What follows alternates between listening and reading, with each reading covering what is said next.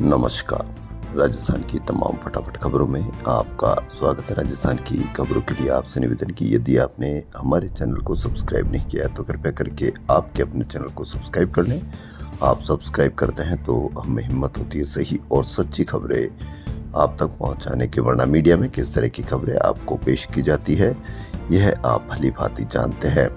Media जबरदस्त तरीके से आपको भ्रमित करके रखता है ताकि आपके खून में उबाल तो रहे लेकिन आपके मन में सवाल नहीं रहे। आपके मन में सवाल कैसे आएंगे? वह आपकी बेरोजगारी की कोई खबर नहीं दिखाएगा, महंगाई की कोई खबर नहीं दिखाएगा, यहाँ तक कि आपको किसी भी प्रकार की समस्या होती हो तो वो भी आपको मीडिया नहीं दिखाएगा, नहीं उस पर कवरेज करेगा, नहीं उस पर चर्चा करेगा। उन पर चर्चा नहीं होगी तो आपके मन में कोई सवाल नहीं उठेंगे।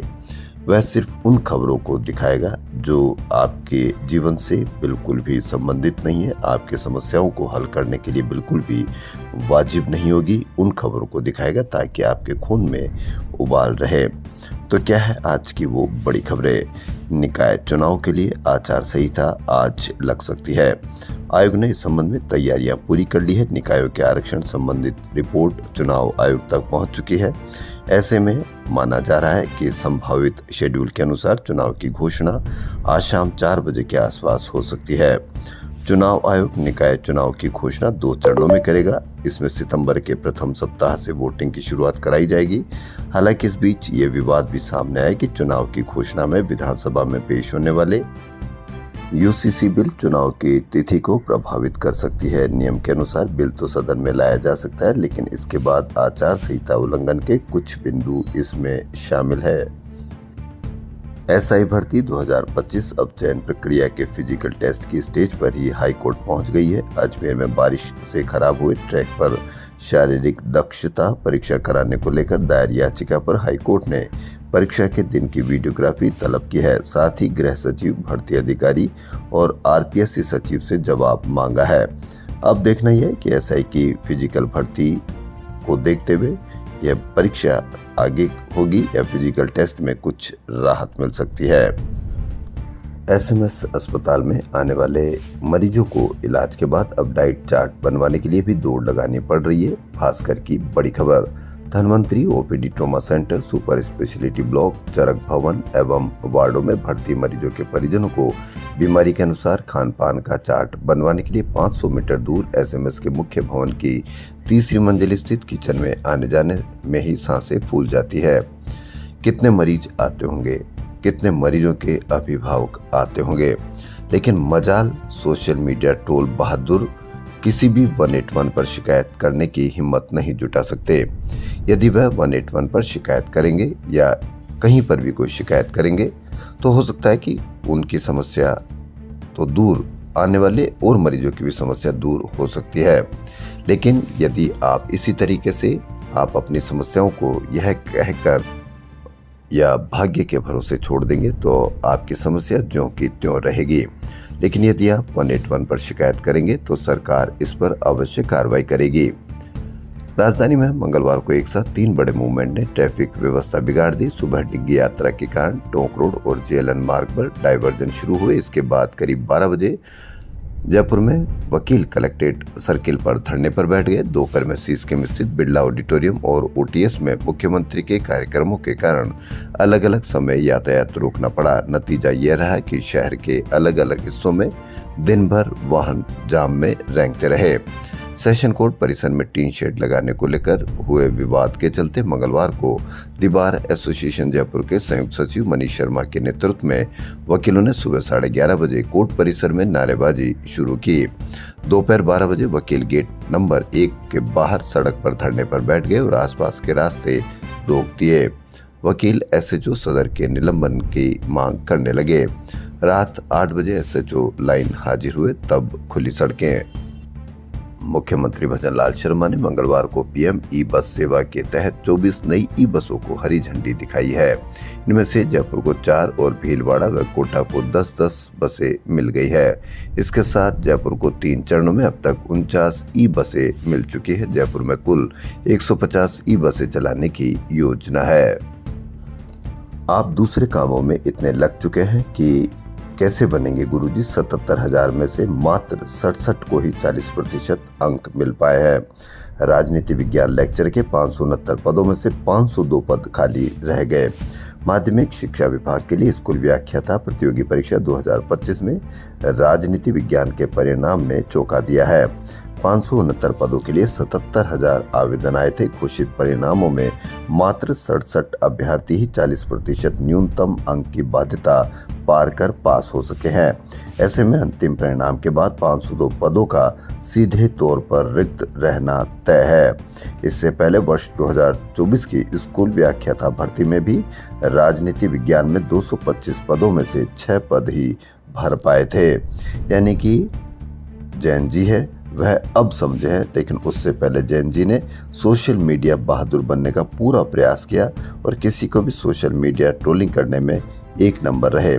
लेकिन अब जैन जी को समझ में आ गई, इसलिए सब जगह इसी तरह से प्रदर्शन किए जा रहे हैं, प्रदर्शन हो रहे हैं जिनमें जैन जी की संख्या अधिक रहती है। राजस्थान के शहरी क्षेत्रों की प्लास्टिक कचरा और सिंगल यूज प्लास्टिक से मुक्ति दिलाने के लिए स्वायत्त शासन विभाग ने नई डोर टू डोर कचरा कलेक्शन व्यवस्था लागू करने की तैयारी कर ली है। 41 शहरों में हर घर से प्लास्टिक कचरा उठाएगी। 127 मोबाइल वैन बदले में कपड़े के थैले देंगे। यदि आपके घर से प्लास्टिक कचरा नहीं उठ पाए तो 181 पर आप अवश्य शिकायत कीजिए, ताकि सरकार को पता चल सके कि जो 127 मोबाइल वैन लगाई गई है वह कार्य कर रही है या नहीं कर रही है। सुप्रीम कोर्ट के आदेश के बाद जेडीए ने गोपालपुरा बाईपास जयपुर पर अवैध बिल्डिंग और नियमों के विपरीत चल रहे कोचिंग संस्थानों के खिलाफ कार्रवाई शुरू कर दी है। करीब एक हफ्ते तक सर्वे करने के बाद गोपालपुरा बाईपास पर 87 बिल्डिंग बायलॉज के विपरीत मिली। इसके अलावा 116 कोचिंग सेंटर तय कोचिंग नियमों के अनुसार नहीं मिलने पर नोटिस दिए गए। जेडीए ने मंगलवार को 4 लाइब्रेरी और एक बिल्डिंग में जिम को सील किया। अवैध बिल्डिंग और कोचिंग सेंटरों को नोटिस थमाकर 7 दिन में जवाब पेश करने का समय दिया गया है। इसके बाद बड़ी कार्रवाई की जाएगी।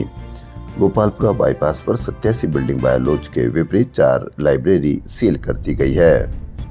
राजस्थान कर्मचारी चयन बोर्ड के निर्देश पर जयपुर जिले में बेसिक व वरिष्ठ कंप्यूटर अनुदेशक संयुक्त सीधी भर्ती परीक्षा 22 व 23 अगस्त को होगी। बेसिक कंप्यूटर अनुदेशक परीक्षा 22 अगस्त और वरिष्ठ कंप्यूटर अनुदेशक परीक्षा 23 अगस्त को होगी।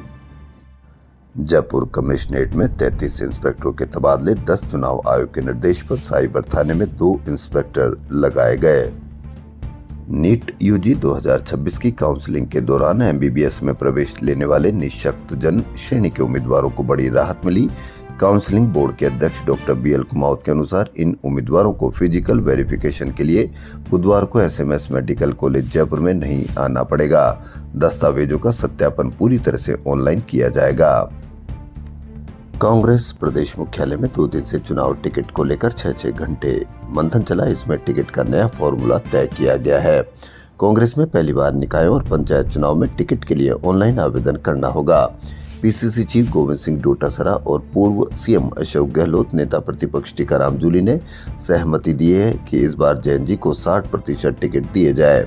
नेताओं की के आधार पर किसी को टिकट नहीं दिए जाए। शहरी निकायों के लिए टिकट के दावेदारों के लिए पोर्टल शुरू कर दिया है। इसका क्यूआर कोड जारी किया है। क्यूआर कोड स्कैन करके टिकट दावेदारों का ब्यौरा देना होगा। डोटासरा ने कहा कि ऑनलाइन फॉर्म भरना अनिवार्य होगा। इसमें 20 प्रस्तावक अनिवार्य होंगे।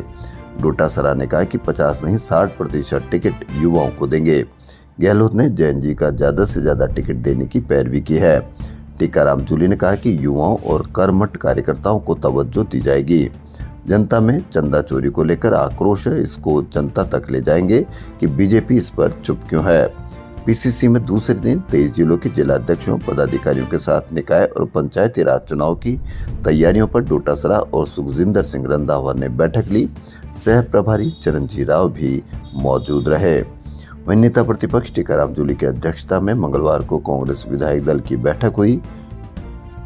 बैठक में विधानसभा में भाजपा सरकार को जनता के मुद्दों पर घेरने की रणनीति बनाई गई। जूली ने कहा कि भाजपा सरकार 2.5 साल में पूरी तरह से विफल रही और अंतर्विरोध व गुटबाजी से ग्रस्त है। उन्होंने कहा कि कांग्रेस एकजुट होकर विधानसभा में सरकार की नाकामियों को उजागर करेगी। जूली ने कहा कि निकाय चुनाव में पार्टी के निष्ठावान कार्यकर्ताओं तथा जैन जी को प्राथमिकता दी जाएगी। सभी मिलकर भाजपा को शिकस्त देंगे। विधानसभा में कांग्रेस जनता से जुड़े मुद्दों, जर्जर सड़कों, शिक्षा व्यवस्था, बजट घोषणाओं और सरकार की जवाबदेही को लेकर भाजपा सरकार का घेराव करेगी। जूली ने कहा कि कांग्रेस पूरी तरह से एकजुट है। बैठक में कांग्रेस विधायक दल के सदस्य मौजूद रहे। इस दौरान प्रदेश अध्यक्ष गोविंद सिंह डोटासरा, पूर्व सीएम अशोक गहलोत, प्रभारी सुखजिंदर सिंह रंधावा, उपनेता प्रतिपक्ष रामकेश मीणा उपस्थित रहे। राजस्थान विधानसभा का मानसून सत्र 20 अगस्त से शुरू हो रहा है। इससे पहले स्पीकर वासुदेव देवनानी ने सर्वदलीय बैठक की। इसमें सामने आया कि चुनाव संहिता दौरान सत्र होने के कारण सत्ता पक्ष मानसून 4 से 5 दिन कार्रवाई चाहता है। दूसरी तरफ विपक्ष चाहता है कि कम से कम 15 से 20 दिन सदन चले। सर्वदलीय बैठक में नेता प्रतिपक्ष टीकाराम जूली और विपक्ष के सचेतक रफीक खान ने मानसून सत्र 20 दिन चलाने की मांग रखी, लेकिन संसदीय कार्य मंत्री और मुख्य सचेतक ने इसे खारिज कर दिया कि यह फैसला स्पीकर और सरकार का है। मानसून में जल भराव, टूटती सड़कों, खराब स्ट्रीट लाइट और बिजली सप्लाई जैसी आमजन से जुड़ी समस्याओं पर अब जिला प्रशासन की जवाबदेही तय होगी। मुख्यमंत्री भजनलाल शर्मा ने मंगलवार को राज्य उन्नति की 8वीं बैठक में जिला कलेक्टरों को निर्देश दिए कि ऐसी शिकायतों का संवेदनशीलता और तत्परता से निस्तारण करें। काम में लापरवाही मिलने पर इससे जुड़े अधिकारियों और ठेकेदारों के खिलाफ सख्त कार्रवाई की जाएगी। सीएम ने अधिकारियों को सिर्फ कागजों में काम पूरा दिखाने के बजाय मौके पर जाकर वास्तविक स्थिति देखने और निर्माण की गुणवत्ता की नियमित जांच करने के निर्देश दिए। इसके साथ ही प्रमुख मार्गों, चौराहों, बाजारों और सार्वजनिक स्थानों पर पर्याप्त रोशनी तथा खराब स्ट्रीट लाइट तत्काल दुरुस्त कराने को कहा है। यानी जल भराव, टूटी सड़क व बिजली कटौती पर कलेक्टर की जवाबदेही, लापरवाही पर होगा एक्शन, मुख्यमंत्री का कहना है। इसलिए कहीं पर भी इस तरह की कोई टूटी सड़क देखें, बिजली कटौती देखें, जल भराव देखें, 181 पर शिकायत कीजिए और जिम्मेदार नागरिक बनिए। राजस्थान की खबरों में फिलहाल इतना ही। यदि आपको राजस्थान की खबरें पसंद आ रही तो आपके अपने चैनल को सब्सक्राइब कर लें। धन्यवाद।